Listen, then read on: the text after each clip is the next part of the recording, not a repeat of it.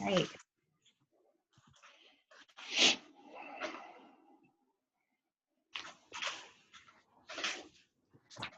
Well, hello, everyone. Thank you so much for coming today, and thank you for setting aside the time in the midst of a weekday and a lunch hour to be with us. We really appreciate you joining.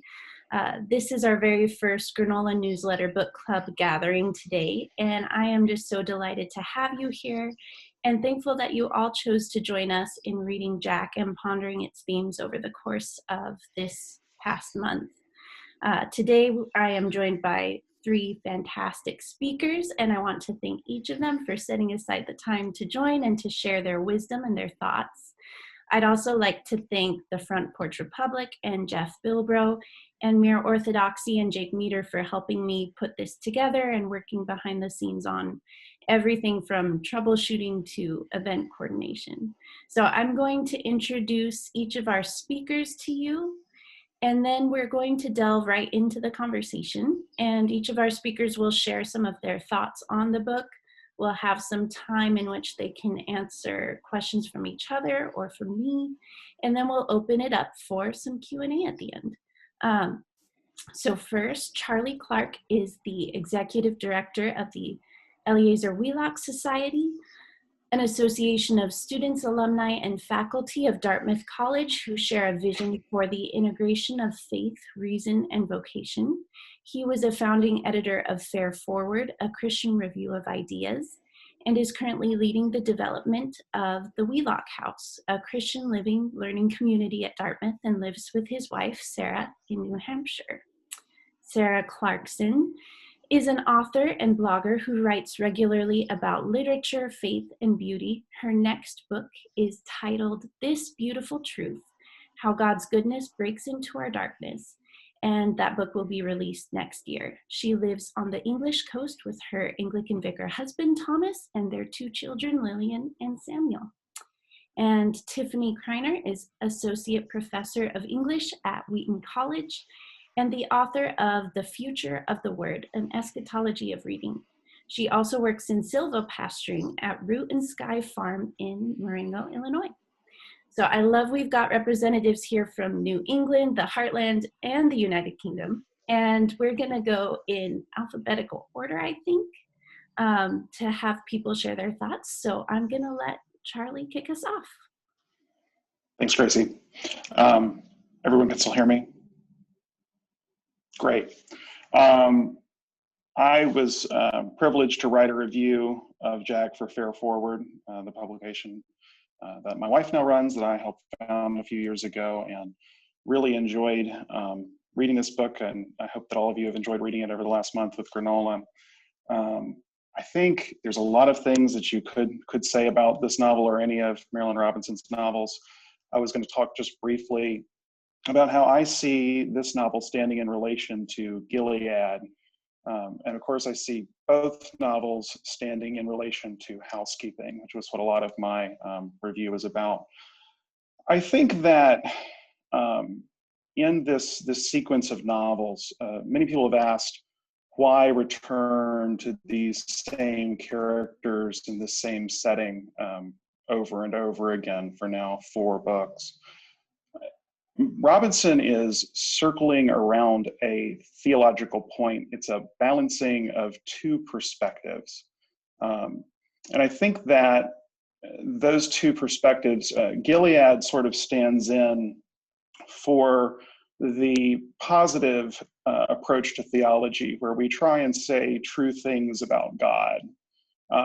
Whereas Jack is now sort of the fullest realization of the apophatic approach, the via negativa, where we accept, in the words of Simone Weil, that God in creation must take the form of absence, that's the form his presence takes in creation. And I think that Jack, in that sense, stands as a corrective to one of the temptations or failure modes of Gilead, which is a temptation towards an over-realized eschatology that aims, is too ready to affirm creation as it stands. And in this sense, he needs to be pushed back towards a recognition of the sort of durable brokenness of creation. For the Christian, Easter is already, but also not yet.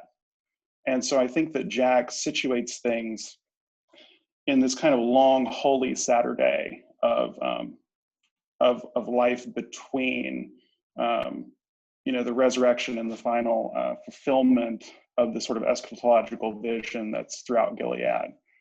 So I wanted to read two passages, if that would be okay, one from Gilead and one from Jack, that I think sort of get at this relation. In Gilead, Ames says, "The moon looks wonderful in this warm evening light, just as a candle flame looks beautiful in the light of morning. Light within light. It seems to me to be a metaphor for the human soul, the singular light within the general light of existence."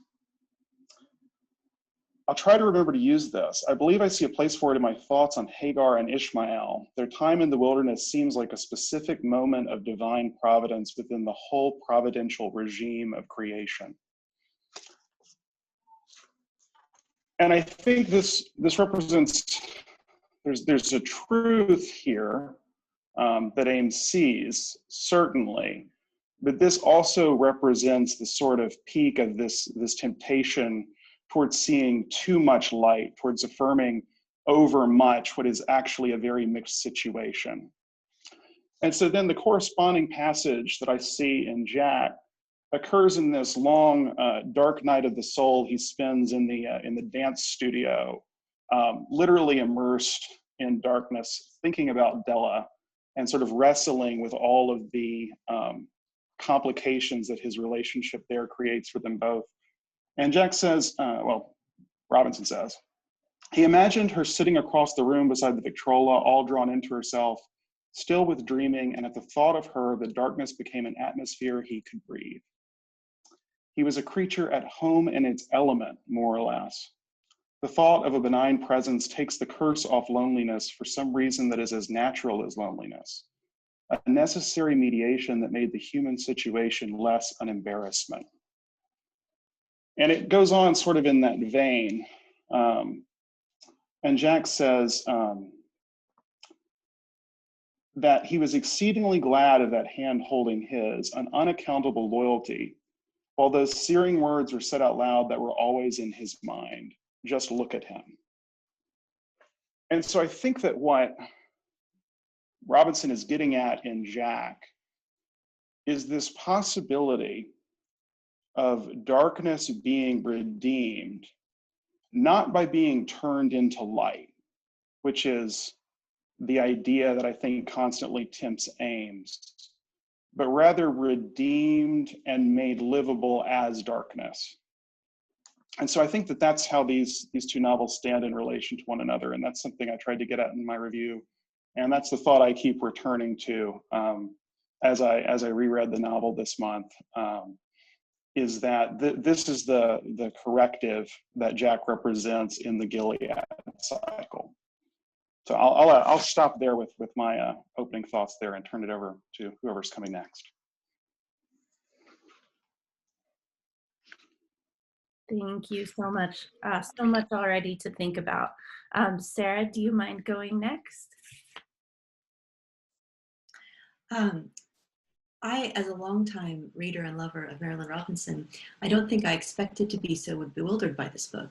It was one of those books that I entered thinking, oh, I know what this is going, I kind of felt like I knew it, and I entered it. And I think one of the things that Marilynne Robinson is really amazing at, I think especially in Lila, is helping you to think along with her characters. So there's a sense in which I remember reading Lila and feeling like I was thinking her thoughts, and at some point thinking, wait, that's not a right thought. I want to think something different. And I think with Jack, you were very immersed, especially because it's so based on these conversations and this constant rumination in his mind, very immersed in kind of the unmoored, all the questioning and doubt of his own mind. And so this was a book that I had a harder time saying, this is what I think it's about. But one of the things I really loved in Lila, and I kept seeing parallels between these stories of these outcasts who were drawn into a different way of being, or seeing themselves through the specific love that someone chooses to give them.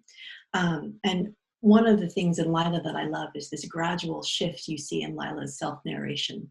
So she describes herself in certain ways throughout the book as a lonely person, or to be alone, or there's just this isolation and this kind of sense of that she's untouchable in a sense that shifts very gradually throughout the story. And there's this turning point. And this is one of the ways I love Robinson's writing. She doesn't trumpet her turning points. She involves them very quietly in conversations and descriptions. And there's this point where Lila is standing in the kitchen talking to her unborn child, and she says, she thought, if we stay here soon enough, it will be you sitting at the table and me, and I don't know, cooking something, and the snow flying, and the old man so glad we're here. He'll be off in his study praying about it, and geraniums in the windows, red ones. And I think it's very interesting that there's a similar geranium moment in Jack. But that moment in Lila represents this huge shift, because she's only ever been imagining herself with the possibility of leaving. I can leave if I want to. I have things ready. And all of a sudden she's at this place where she can imagine staying. And that to me is the shift, one of the huge shifts in Lila. And so I think I decided to kind of approach Jack in that sense, and just to look for those small moments of revelation, of change, of one character's love or involvement with the other shifting in these very subtle but ultimately huge ways, how they think about themselves. And there's a line that Jack speaks to himself where he says, giant miseries and giant hopes can carry on their wars in the merest cranny. And I think in many ways that's a description to me of the whole novel of Jack, because it's this, through these conversations with Della and her persistent return to him, it's these giant miseries and giant hopes turning on these small acts, these small conversations, these small words.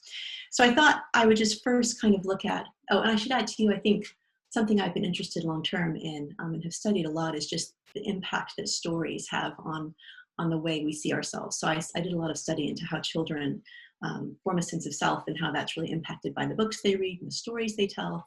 And so I think that I'm really interested in these books too, to see how the stories that Jack tells about himself, or the Jack stories that Lila told herself, form the way they see themselves and what is possible to them. So I thought I wanted to look a little bit closer, just kind of at these minute moments.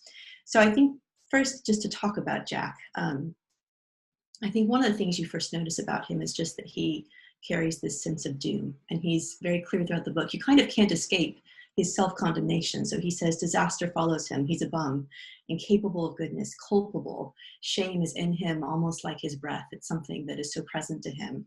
He never quite escapes it. He's drawn to the destruction of the fragile. And there are certainly, I mean, it's very clear that Jack is troubled and does harm. But I think as a reader throughout the book, as you're in the midst of his thoughts, you begin to realize that he doesn't necessarily do as much harm as he thinks. Or, I mean, he goes to prison, but it's not for something he actually did. He's capable of it. He always stands on the cusp of it. He does a lot of harm. And yet I found myself kind of wanting to understand, how did he emerge from this pious family? How did this happen? And I think that in that sense, you also have to recognize that Jack's narration about himself is not always correct. And I think that that's something that Della comes in and confronts, and is part of what turns the story for him. So he says all these things about himself, and he even says, in some sense, a couple of times, once to Della and once to the pastor of the Baptist church he goes to, I'm actually not that fragile. And then the next moment, he's weeping in the chair of the pastor because he is so fragile. And I think that's one of the things that Della recognizes in him, is this fragility, that of all, Jack is, attracted to fragile things to destroy them, and yet he is profoundly fragile. And he bears within himself, I think, a huge part of this is this doom. And this is a sense of his father's belief that he, may be destined to damnation. I think that he, in some sense, bears that as his narrative and as his story. And I think in that sense, there's a point at which he says to Della about his father, he's very determined, and he's always waiting for me. But I heard, you kind of almost hear double meaning in that. He's determined as in stubborn, but also determined as in he has this narrative he cannot escape, and Jack can't escape that narrative either. And I think that what Della comes in and does is she shifts that and she begins to question. And, you know, in many ways, I feel like much of the book is rooted in that first long section in the graveyard. And at first I was a bit disoriented by it. I kind of thought, what have I fallen into? And you don't have a lot of context, but then you begin noting the conversations and the patterns. And I think that one of the questions I asked throughout the book was, what does Della give Jack, and what does she offer him in her love and her conversation? And in some way, that seems a silly question, because obviously Della is giving him everything. I mean, she's losing everything in order to love him. But I think because you know that Jack is very loved by other people, you have to ask, why does Della's love accomplish something that no one else's love has?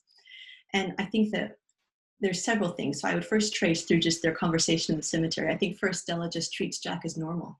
She kind of refuses his grandiose ideas of his depravity. I remember there's a place where he says, I'm the Prince of Darkness. And she says, no, you're a talkative man with holes in his socks. And when he uses that term again, she says, you shouldn't joke like that. And I think there's a frankness to her and a down-to-earthness that refuses to see him as this dreaded figure that he's seen himself as. And so she draws him in a sense into the light of normalcy and into light itself. She asks him to step into the light in the graveyard. And he let her look, this is from the book, waiting to see what she would make of him. And then he would be what she made of him. So I think just there's some ways in which at the first she's just very subtly unraveling his ideas of his own damnation, of his own doomness, of his own kind of set apartness. You know, he says he's charming. She says, you're really not. She says, you have to be a little bit kind to yourself. But then I think those small things begin to work into a larger theme in the way that she sees him and when she asks him, I just want you to be alive. Because I think that one of the things that the love of his father and the love of the other people in his life, it was just couched in this sense of despair, this sense of him never being able to live up to what was asked of him. Whereas Della encounters him as he is and loves him there. Now, there's a lot of questions I have about Della's love and whether, part of me is agreeing with her family. Part of me is awed at her self-gift. But whatever you want to say about that, looking at the love of Della, I think that there's very specific qualities to her love. And I think that a lot of it is just that it's a simple self-gift. I read a couple of reviews that described this as a Calvinist love story where everything was kind of inevitable and they were going to happen. And what is this proving is that there is a kind of doom that Della is involved in as well. But I see this very much of a story of choice, in the sense of not this choice to be free of restraints, but a choice to give. And I think I've come from a recent study of theology, and Hans Urs von Balthasar was one of my favorite theologians, and he talks a lot about freedom, and he talks about how freedom, God gives us his own kind of freedom, which is the freedom to pour out oneself for another. And I think that that's what Della offers him in her love. And that is the kind of love that shifts in identity. So you see him as he's walking in the light of this love, he begins to think differently and to imagine. And again, there's one of this, I have to find this quote. The result of it is he begins, she says to him, you're not doomed, neither am I. We've chosen a difficult life. So she helps him to see differently. He begins to say, Della had the right to involve herself. He begins to see that her gift to him is self-gift. It's not this doom. It is something she chooses, and she stands by him. And I think the word the novel uses constantly is loyalty. And it's not just affection. It's not just, this bitter, unending love they have to give his family. It is a chosen offering, and it is a long-term and is a lasting thing. And because of that, you see him throughout the novel begin to, almost in spite of himself, believe her and to agree with her actions. And to agree with the story she is making for both of them. It's her graciousness in a way that creates this new space where a new story can be told. And so I think that moment with the geranium in this story, which is when he's preparing his room for her, imagining her being part of his life, is very powerful and recalls that other moment in Lila, because this is the moment where his imagination shifts and his story about himself begins to change. And in that sense, I think I love there's this one a passage where they're talking about the difference between meaninglessness and meaning. And Della is very much always convinced of the meaning of life and choice. And she says, Jack says to her, but what is, I have to, come from the dark just to get a few words with you. And she says, well, that's noise. But the fact that you come, that's language. I think maybe even poetry. And in that sense, I think the whole of the novel is this changing of the noise of Jack's inner narrative and his incapacity to see himself as worthy of love into this poetry of her loyalty and her love. So I think those are a few thoughts I had as I immersed myself in this very interesting novel. Very interesting indeed. Thank you so much. I love those thoughts. And I think we're gonna finish now with Tiffany. All right. Well, thank you so much to Charlie and Sarah for those amazing thoughts. I am impacted by them. I was interested already in Charlie's review. I was especially interested in the accusation that comes up of Marilynne Robinson quite a bit, that she is the novelist of grace, that she doesn't take sin enough into account in her way of thinking. And I don't think that Marilynne Robinson writes novels for critics or to respond to accusations. She has told the sort of genealogy of this book as one in which she has heard a voice of a character in her mind and then sort of pursues that story from there. And I believe that as the origin story. But if it were an answer to that big question, to an accusation, as it were, that she is only about grace and does not take sin seriously into account, I think that you could potentially fruitfully explore this novel as a kind of Romans 5:20, where sin increased, grace increased often. And in that way, like, I was just using that as a kind of thought experiment for myself, just because my first very visceral reaction to this novel was, in fact, that it was a chance to just explore hamartiology, right? How sin works in a life. We have a sense that Jack is in trouble, and we know that he will be in trouble 7 years from now, that things are bad and they're bad. Right. So in some senses, we haven't gotten this and then he became a Christian and started to walk the upward way or something. Right. So we have him in senses still doomed in some ways. Right. Both when we enter this novel and when we finish it. So we could think of this as taking very seriously of what happens when sin increases. And so in that sense, I felt like one of the things I learned the most when I was reading this novel, or really just kind of recognized, honestly, was what it looks like when you wish you didn't sin and you're trying not to sin and you do anyway and you can't help it, even when you're expressly trying not to.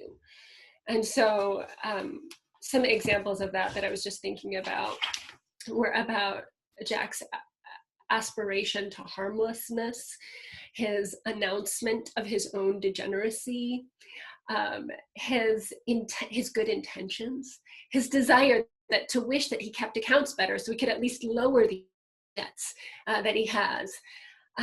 His idea of aiming for dignity. Sometimes I wish we were just a suit, not a real body, right? If we could just sort of tidy things up a bit, maybe and didn't have souls, that would be so much better, because it could be externally figured. Even the joking with scriptural language, trying not to make too much use of one's own privilege, even to recognize one's own privilege, his whiteness or whatever, but trying not to use it. I feel like all of those actions that Jack pursues in the novel are marvelous examples of what it looks like to sort of be damned, right? To be in sin, to be trying and trying and trying, and even to be super beloved. Like, I find the picture of him, winsome and so forth. Like, right? Like, I have a lot of compassion for him in that, but he's on a hamster wheel. he is doing that thing where you just ruminate and ruminate and ruminate and try to get clear and try to be okay and try to make it a little better than it was. And well, at least I did this, right? And so one of the great things that I feel like this novel does is that if people thought that Marilynne Robinson wasn't taking sin seriously, I feel like they have to not think that anymore. Right? Because, I mean, anyone who's read Gilead closely or Home closely knows that there's some serious dealing with sin there too. And you know, a careful reading will get you there. But this is, you don't even have to be careful. You could just ride along and you can feel what darkness feels like in that way. And so in some senses, I'm adding a little bit to what Charlie's saying about this is the sort of dark side and how you could sort of live there. But honestly, I would then to push back a little and disagree and say, that in the middle of the hamster wheel, in the middle of, in fact, not just when individuals sin, right? We can talk about how giant structures of sin also make people sin. That's just as much acknowledged in this book as the individual hamster wheel, as we see Jack's whiteness being a mechanism of his hurt, of that kind of oppression that he is part of while not meaning to be, is definitely acknowledged there. But sort of turning, I do think the relationship between Jack and Della is an attempt to work out how, when sin increases, grace increases all the more. And so as Jack imagines himself to be the emergent prince of darkness, right? Sin embodied in this way. Della becomes a figure who embodies grace. And I mean, that's in some ways an easy truism. I don't think that's a new statement for me to make in any way. But I think it might be a little bit more risky and thrilling than I had even thought when I was reading it the first time. Because, of course, it's risky to make a person symbolize anything. It's risky as a writer to make a figure represent another thing. And it calls into question even what a symbol is, or what does a personification work like, you know? And especially when Della is an African-American woman who is full of rage, who is full of a kind of commitment to her church tradition. She fulfills these kinds of qualities that are often considered kind of representative. And so how do we think about a character coming to embody grace? This is the big challenge. It's even more of a risky challenge, I think, for Robinson than the idea of taking sin seriously. I think she always took sin seriously, but you know, the experience of Jack's is the first step here, but what does it look like when grace increases all the more? How does, and I feel like the figure of Della actually just raises this question, how does any nice Christian lady actually come to embody grace? How does the body of Della become the body of Christ? And that is something that we actually see in Reverend Hutchins and even the church ladies that put the dimes in Jack's hat, that sort of funny scene. We're seeing, how does the body of Christ become actual? How does grace get itself worked out toward a person who is sunk in sin? Oh, there's my timer, 8 minutes are up. And maybe I'll stop there because, and I feel like that might be appropriate actually to stop there, because I'm not sure we're done with Della because we see so little of her inside. We have her conversation, that's helpful and wonderful. It leads us to kind of move into what are the actions of grace. It's an invitation to thanksgiving that you don't need to deserve. It's that loyalty that several of our speakers have already talked about. It is, as Della says, it's what Jesus does, who looks to the precious things. And that is what Della is doing, seeing Jack's preciousness and looking to him. And that's something that I think, I mean, maybe I would disagree a tiny bit with Sarah and say I do think others do see his preciousness too in the other books. But the big question of the novel is the same as the question for the thieves on the cross. You know, can you receive it? Right? Can you receive that kind of grace? And any sinner needs to answer that question. So I'll stop there. I've got all my notes in front of me that I'm scribbling, mostly just for myself. This is absolutely wonderful. Before I ask you guys questions and before we do the Q&A, I wondered if you guys might have any questions for each other or thoughts or responses that you would like to share, considering how each of you have such a delightful and interesting perspective on the book and did such a wonderful job of considering all of Robinson's other books alongside this one. So feel free to open it up amongst yourselves first before I jump in.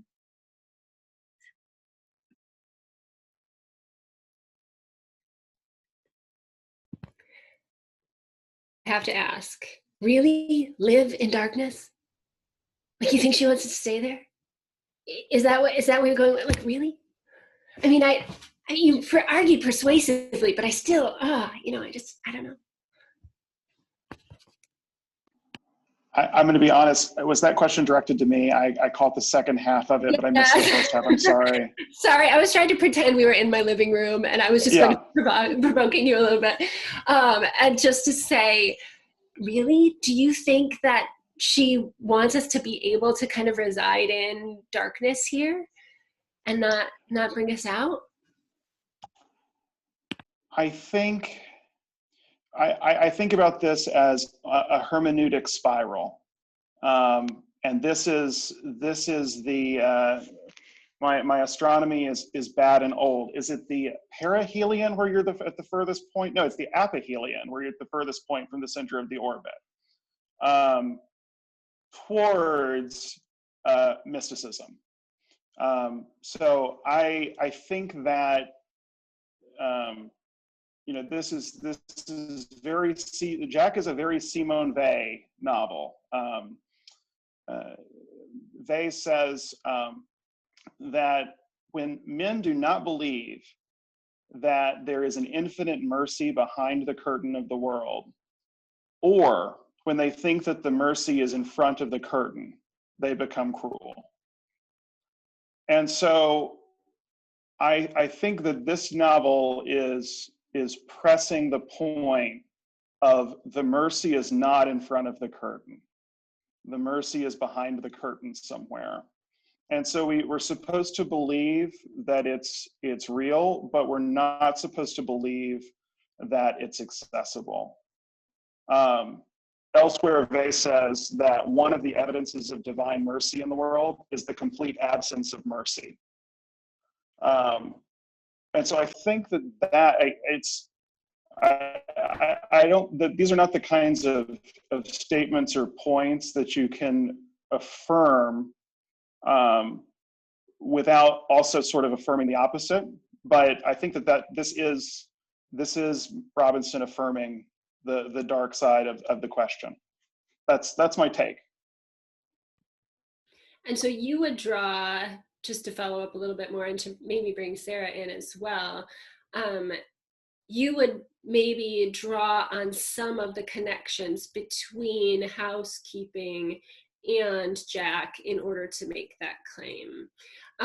I wonder if I could just ask, I too noted some of the kind of connections between the novels. Sarah pointed out the geranium, you pointed out the lake. I was also noticing a few times when Jack spoke in the language of John Ames super clearly, like, I have thought any number of times. That phrase, any number of times, is directly from it, but there's some truth in it, obviously. Another line that is really close to a John Ames line.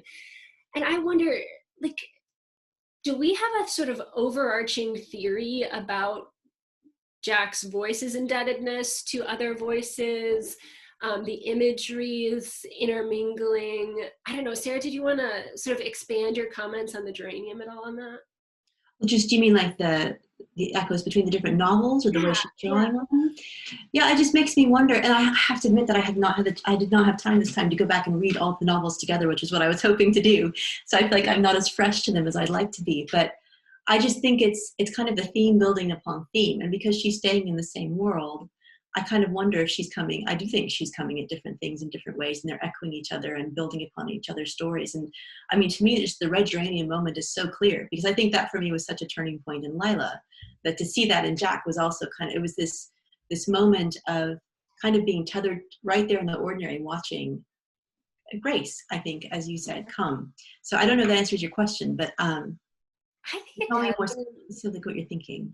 Yeah, I mean, I got geraniums for my windowsill after reading The Car and Lila. I did. I'm not gonna lie. That's me being fangirl, I know, but just for that reason, right? To sort of notice the grace working its way. And that's something that Jack doesn't see now that maybe he'll see later. It's maybe a point of connection between him and Lila. But what I love about those little connections, to connect him with the sadness of Ruth, to connect him with the thinking of John Ames, to connect him with the grace of Lila, right, that she receives, that she revels in. The connection with the thinking of John Ames, for me, does two things. One, it shows us again that John Ames is a sinner too. And that's something that some people feel sort of intrepid for saying. I'm like, no, we knew he was a sinner. Right, he's grandpa, but grandpa was a sinner too. But it also connects him with a tradition of sort of theological musing, maybe, that Charlie was talking about too. Like, how do we figure things out? How do we see God's work in the world? Maybe we don't sometimes. I've thought that any number of times. Well, that those little bits and insights. It shows him too, really, how the language of theology in one's upbringing conditions the structures of one's thought. And that's something I think Sarah would like to. I completely agree. Yes.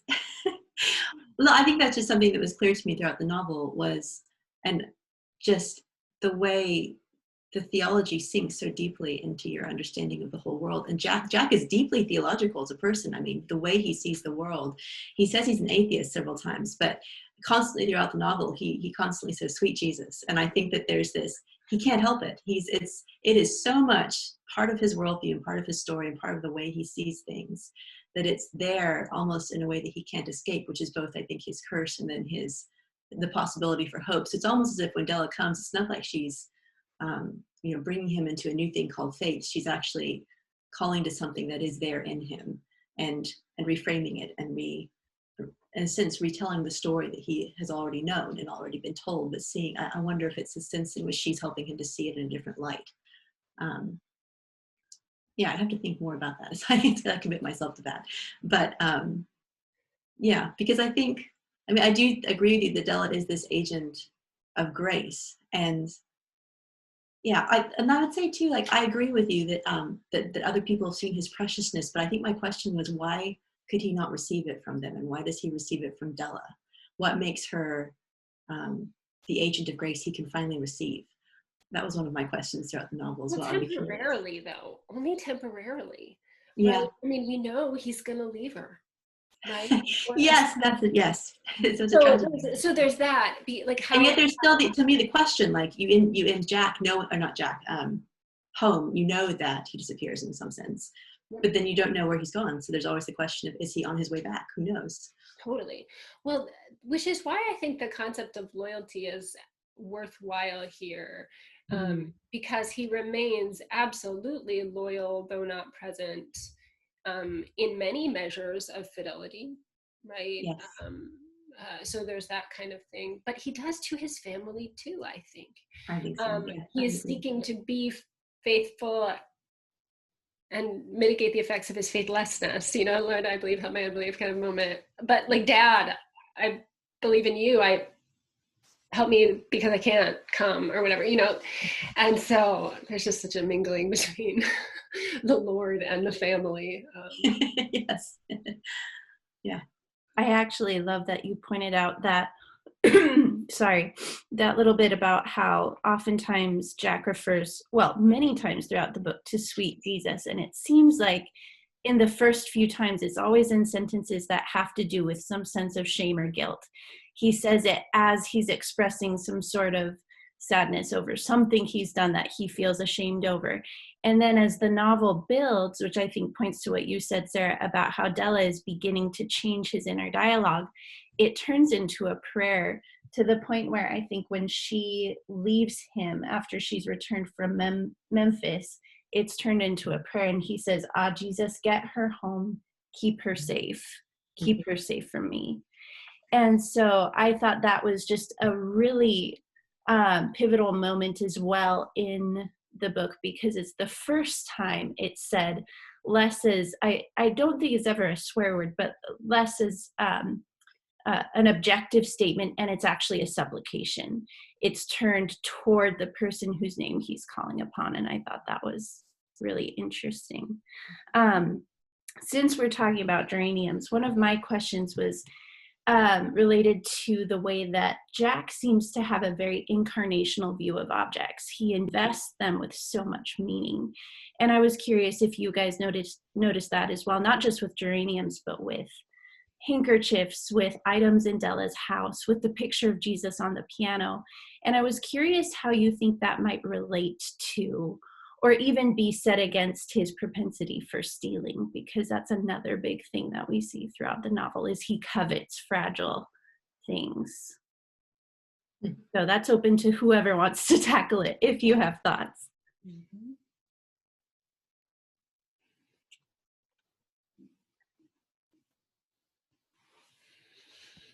Well, maybe I would just observe that Jack is only one of many, many figures in a Robinson universe who pays attention to small details. I'm thinking of little objects in housekeeping too, and like the paying attention, even as the letting go of many of those objects, them as markers of loss in that book.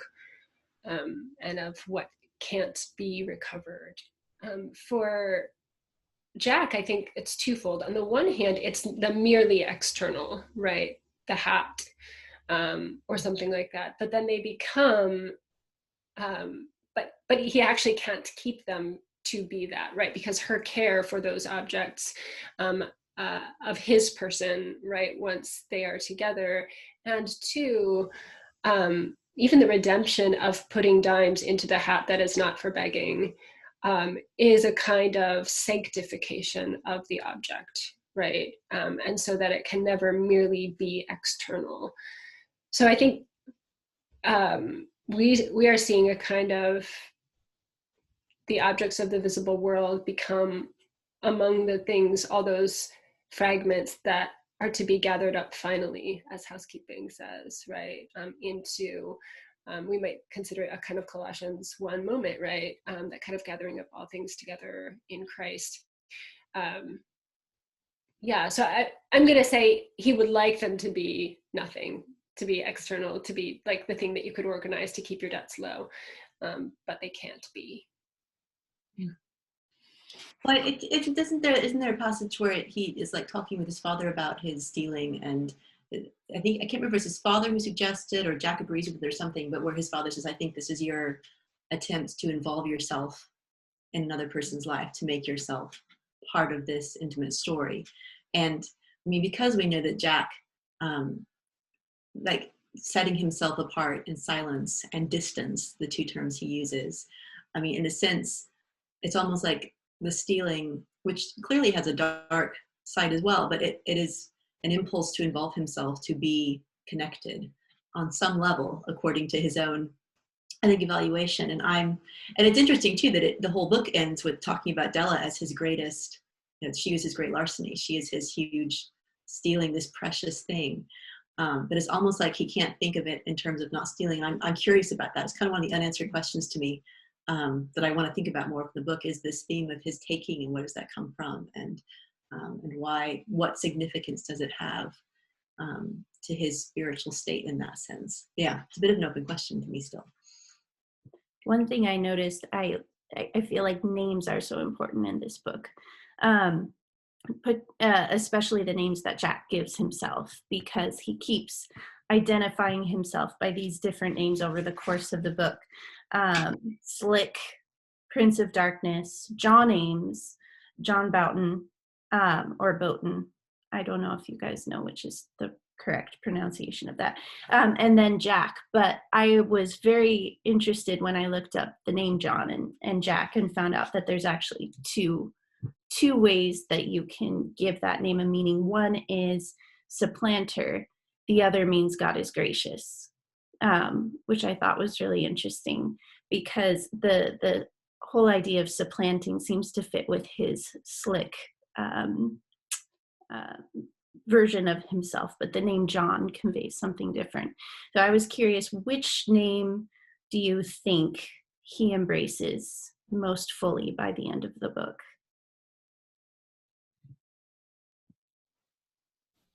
Or maybe he doesn't, but I'll leave that open as a question.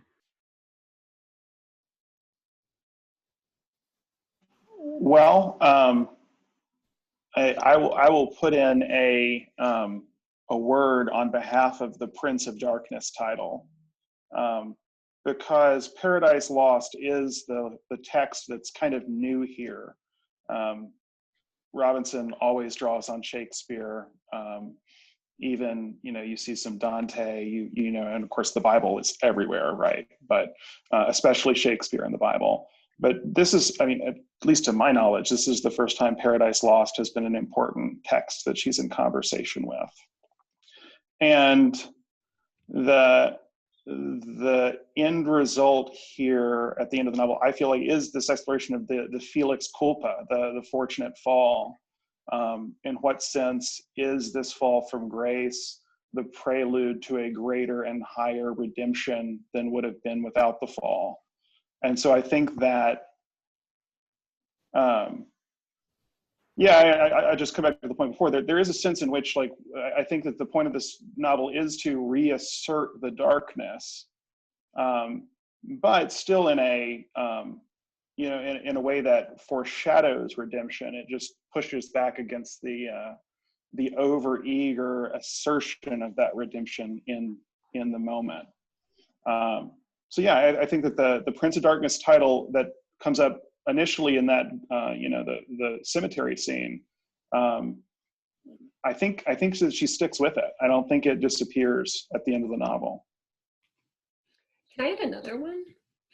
I was thinking about the title Thief, that he embraces so significantly and that we've already discussed a little bit. And the reason that it's come up just today for me as one that I think worth thinking about is, and this is a little bit convoluted, but in the graveyard scene, he talks about the monuments as big remember me's, right? And there's this moment where suddenly I had this flash while reading it of the thief on the cross who says to Jesus, remember me when you come into your kingdom. And that idea of everybody's monument, of the man among the tombs, right, which Jack clearly is, cutting himself, right, clearly that beating himself up the entire time. He is dead too, right, with them. He is, the Prince of Darkness, as has been established. He is among the dead. He is the thief on the cross, and throughout, I feel like what we are wondering is which one, like which thief is he going to be? And so in that sense, the one who says, remember me, doesn't even really, like, the point isn't the apology. The point is that he's willing to sort of say, Jesus, right? Like, remember me when you come to your kingdom, right? And the thief on the cross is presumably as regretful as everyone else. But the point is to say, remember me, to be willing. And even the idea then, and if we spool that out to all his conversations about sending his own body back to Gilead, to all of the ways in which he seeks to be remembered to Della, or to try to absent himself, maybe not, right? Like, if he can get himself to be willing to ask to be remembered to Jesus, right? Jesus, keep her safe, to sweet Jesus during those moments of guilt. He is asking for Jesus to remember him. He's then the good thief, right? Or the redeemed thief. And if he can't say Jesus, if he can't say remember me, he is sort of refusing that grace, refusing to be loyal to that grace, refusing Della's love even, right? At some points as she represents that. So I'm thinking that thief might do as a kind of overarching in-between identity that doesn't require us to say, because of course we shouldn't say, right? I mean, the whole point of predestination is you don't get to know, right? So like, we allow it to reside in mystery. We recognize that he's still in a questionable spot 7 years later. We recognize that Marilynne Robinson was very sneaky and nasty indeed to go backward in time instead of forward in time, like we wanted her to go. And so on. In which case the thief provides the perfect kind of amount of uncertainty for us, maybe. I love that. That's such a good point. I was wondering about the graveyard and that opening scene and its ties to Macbeth, specifically as it is so much focused on dialogue that it seems to be more of a play in those first few pages than it does like a book. And so that'll be my last question, and then we'll go to the Q&A from others who are watching. So is that something, Tiffany, you'd like to respond to? Do others have thoughts on just kind of the way that the book focuses so early on a dialogue back and forth as opposed to any other sort of descriptive content? Yeah, totally. For me, it triggered a period in Henry James's background as he creates character in some of his books, largely through dialogue, and then others see that free and direct discourse. And I feel like we see this kind of merging of those two in this form. But I was actually thinking that making it a dialogue solves a really big problem for Robinson, which is how to get inside Della's head. You don't have to if it's a dialogue. Right. And if you're at the beginning of getting to know a character, right. And of course, now she's had a few years, so I don't mean to, abuse her process or anything like that. But Della's the farthest subject position from Robinson's own, and that's tricky. And so a play allows the reader to inhabit it or try to, or allows an actor to try to inhabit it. I don't mean to say any of this was easy for her by any means, but or something like that. But I wondered if it was one way to handle that problem, which I imagine is something that she considers significantly as she invents all her characters, but especially ones with subject positions distant from her own. Awesome. Yeah. If there aren't any other thoughts on that particular question, I got a question from Norman, who joined the book club via email. And so I typed that one out for myself to share with you guys. He wrote, "The looming destruction of the vibrant homes, shops, and churches in the Black neighborhood in St. Louis seems to be paralleled at the individual level by the numerous times white onlookers assume Della is a prostitute when she is accompanying Jack in white neighborhoods. How does the imminent destruction of Della's neighborhood and the displacement that will result serve perhaps as a motif for other things that are happening in the novel?"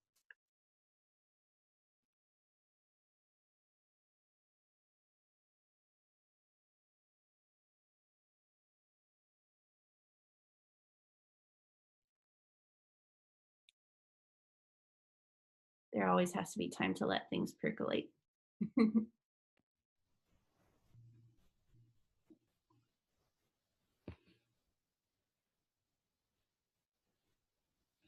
I want to be sure to let other people speak besides me. I feel like I've been kind of talking a lot. But I noticed that too, and I'm so glad you raised that neighborhoods issue. For some reason, while I was writing my was like going down this rabbit trail of finding out the Mill Valley. And apparently there's also, I don't know if any of you saw John Wilson's top books of 2020 in First Things, but there's a memoir of the destruction of this neighborhood as one of his top books of 2020. So I can't wait to go check that out and follow this even further. But I was thinking of it as a figure for other kinds of destruction that were happening in the novel.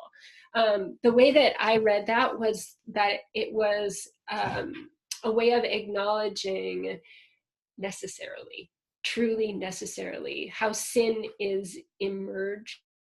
That is to say, that a theology of sin that relies only on personal responsibility is insufficient to thinking about how sin works in the world. And so this neighborhood destruction, and that is the only place they could go to, and that, you know, that everything's doomed, right? Is a serious realism about the giant ways that sin works, that it gets out of hand, gets out of the individual hand, and becomes something that you're sort of walking around in. And then it comes upon you in the same way that Jack goes to prison for something he didn't do, but he did do. But he didn't do it. But he sort of, but yeah, but thievery is away with him. But you're right. Like, is he responsible or not? He seems to have no problem with this, which makes us sort of love him and be like, oh, about his, you know, like, oh, such a stand-up guy in some ways. But the point is, like, sin does that, right? Like, it takes over everything. And here it is a structure of injustice that has made itself present in this world, and then we sort of recognize it as working. So I'd be interested to think more on your point, Norman, about whether it is to mirror any of the personal or individual aspects here. But for me, I just read it as corporate, structural, systemic, as it were. Lots of ways of thinking about how sin works.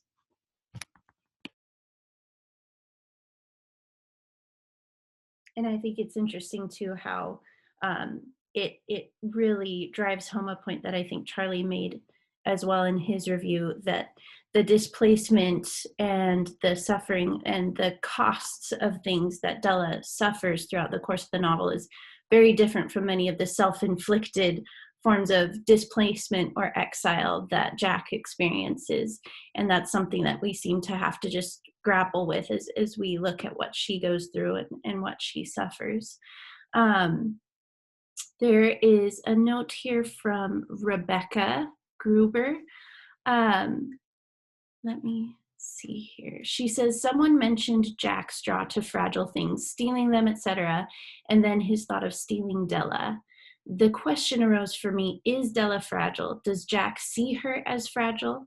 He seems to have this sense that she needs protection, and he's almost responsible to keep her safe, sometimes from himself and sometimes from the world around them. So is Della actually as fragile as Jack thinks she is? So I can jump in on this one. I question that throughout the book as well. And I think something that I came to wonder too is, who's more fragile, Jack or Della, in a way? I would say that in many ways, and I would love to hear others' thoughts or disagreements, I don't think that Della's defining characteristic is fragility. I think that that is often Jack's fear describing her as such. And his, I think in that sense, one of the things you often see throughout the book is that Jack imagines these conversations and these outcomes that will happen. Like, she'll reject me. Oh, this is when she is, you know, I've done this thing, and when I go, she won't be there, or she'll turn her back, or she'll never come again. And Della almost routinely confounds his expectations because she's not fragile in that way that he expects her to be. I think she's fragile on a cultural level, on a larger level that he recognizes. And in that sense, there is such danger to her. I mean, even the destruction of the town we were just talking about, that is reflected in the dangers arrayed against her as a Black woman entering this relationship. In that sense, I think he is right to recognize that Della is fragile because she has a lot more to lose than him. And so there is that sense of responsibility. But I don't think she is, so I think she's fragile in that sense, but not in some of the ways that he attributes to her. I think she is quite resilient and quite centered within herself, in her capacity to choose and to understand her choice and her gift. So I don't know if that makes sense. So.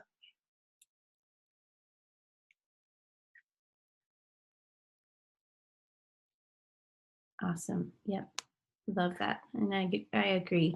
I love when it does give us this sense of Della having almost this staid rockiness to her personality and her character that contrasts very much with the shiftiness and the changefulness of Jack.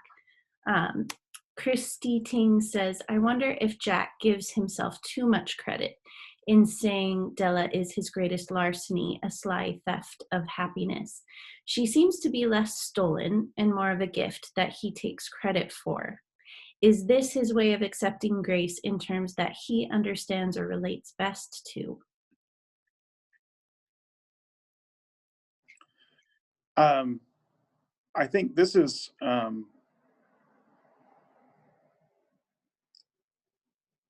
think that's a fine way of putting it. She's certainly not stolen. It remains the fact that he has no right to her.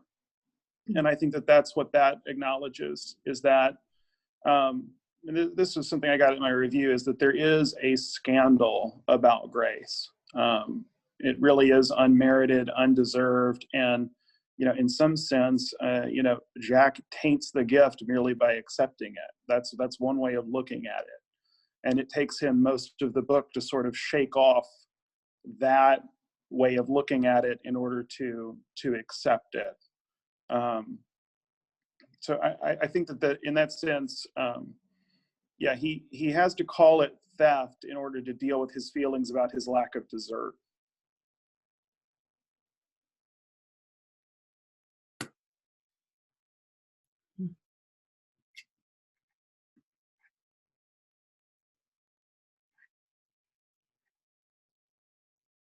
A question from Mark Seeley. How do you view the peripheral characters? Della's sisters, the Baptist pastor, might they personify wisdom in Della and Jack's decision making?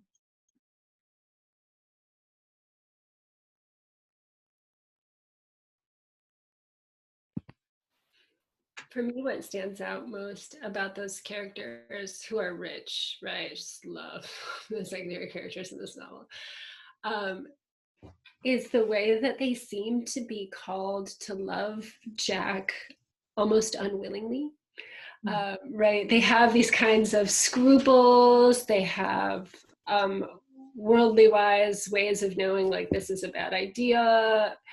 Prudence would recommend no on this, right? Like, they have all these very good reasons, and they're still like kind. And even Della's dad, you better be grateful I'm a Christian man. There's that sort of funny little moment where he uses the veiled threat there. But like, he's at their table hungry and gets fed. And even the allowing of the playing of the piano in the church is such a magical moment where Jack is allowed to give. And that in itself is a gift to him, who has to receive so much. And it's just such a pain to have to receive all the time, and right, to never be able to contribute. And so I am regularly moved thinking about their slightly unwilling kindness to him. And for me, that's such an experience in my own body of Christ experience. Like, well, fine, that, I mean, like myself as an unwilling, or whatever, person that I was like, oh yeah, I know that one. And how great is the body then?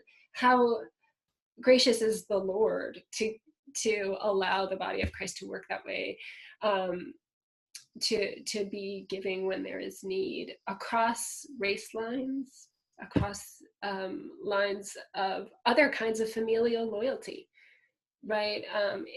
It would be potentially throwing this bum out would be the right thing to do, to be loyal to one's family member, and yet they are kind to him. And that seems remarkable to me.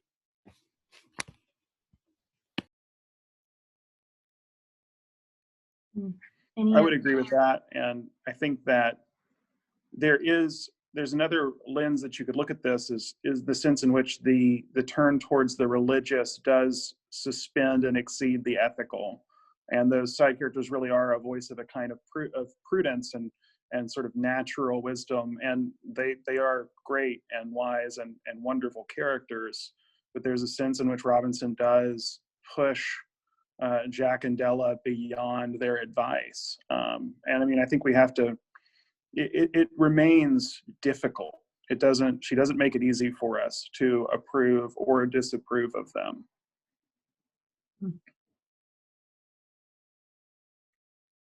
Mm, so good.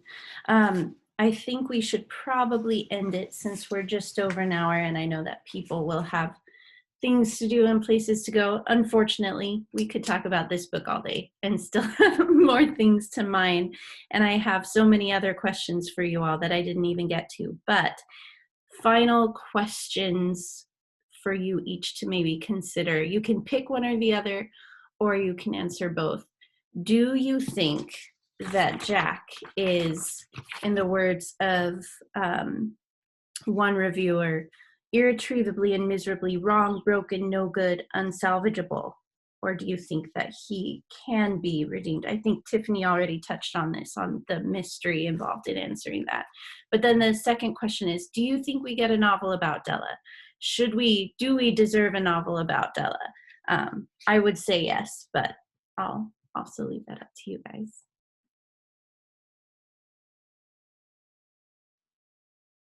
Well, I'll just say yes, we definitely need a novel about Della. I just yearned for that throughout the whole book, was just wanting to know Della. I want to get into her head and understand the workings of her mind. So yes, I hope so. And no, I think to me, the whole book is about the fact that, mired as he is, Jack is in this life of, yeah, what is destruction to him and others around him, that Della sees his preciousness. I think that's that what Tiffany said, that, you know, she recognizes he's precious, and that she acts on that, and that she chooses for that. And I think in that sense, we would have to agree with Della. I think that's what we're asked to see, is how Della sees, and to walk with Della, even though it's sometimes difficult. So I guess that would just be my take as I go away from it. Thank you.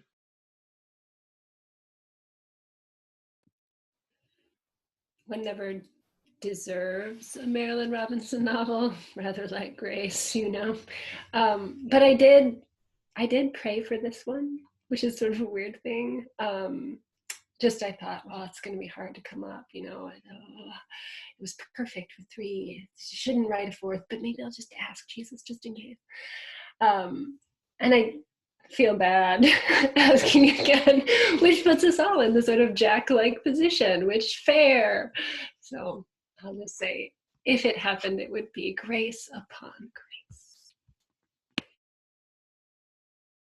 And I'll say I think Jack certainly, I mean, Robinson is certainly, Jack is redeemable. The question becomes what his redemption will look like, what form it will take, and would it be recognizable to the clergy of Gilead?